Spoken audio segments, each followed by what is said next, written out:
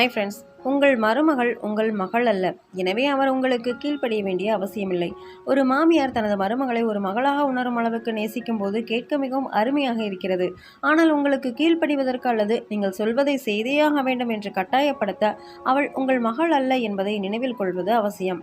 மாமியாராக உங்கள் பங்கு அமைதியாக கவனிக்கவும் சில நேரங்களில் அமைதியாக இருக்கவும் வேண்டும். மேலும் உங்கள் கருத்தை கேட்டால் நீங்கள் என்ன நினைக்கிறீர்கள் என்று அவர்களை கேட்டு அவர்களை தாங்களே முடிவெடுக்க வழிவகுப்பதுதான் நீங்கள் செய்யக்கூடிய சிறந்த செயல். அவர்கள் உங்களிடம் உதவி கேட்டால் அவர்களுக்கு தேவையான விதத்தில் உதவுங்கள், நீங்கள் நினைக்கும் விதத்தில் அல்ல. உங்கள் மருமகள் திறமையான பெண். அவளால் பெரிய காரியங்களை செய்ய முடியும். அவள் ஒரு குடும்பத்தை நன்றாக வளர்க்க முடியும். அவள் உங்கள் மகனுக்கு சரியான துணையாக இருக்க முடியும். அவளாக இருப்பதற்கான சுதந்திரத்தை அவளுக்கு கொடுங்கள்.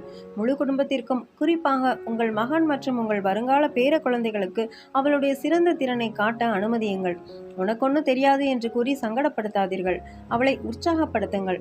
உங்கள் குடும்பத்தின் ஒரு பகுதியாக அவள் இருப்பது உங்களுக்கு எவ்வளவு மகிழ்ச்சி அளிக்கிறது என்பதை வெளிப்படுத்துங்கள்.